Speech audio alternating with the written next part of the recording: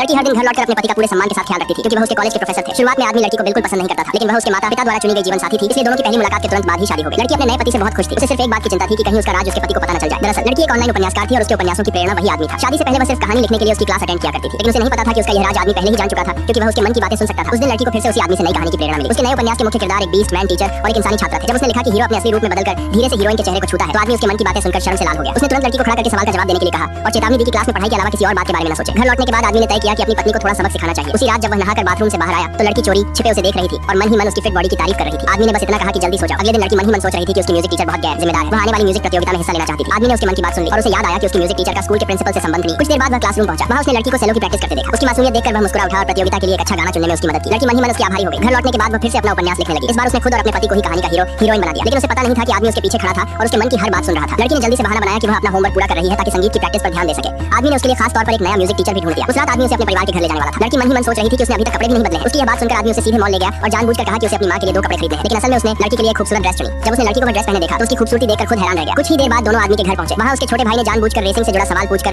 लड़की को शर्मिंदा करने की कोशिश की। तब आदमी ने पलटकर अपने भाई से संगीत से जुड़ा सवाल पूछ लिया। लड़की समझ गई कि उसका पति उसकी तरफदारी कर रहा है। वह मन ही मन सोचने लगी कि उसका पति कितना दयालु है और वह उससे एक बच्चा भी चाहती है। ये बात सुनते ही आदमी एक बार फिर शर्म से लाल हो गया।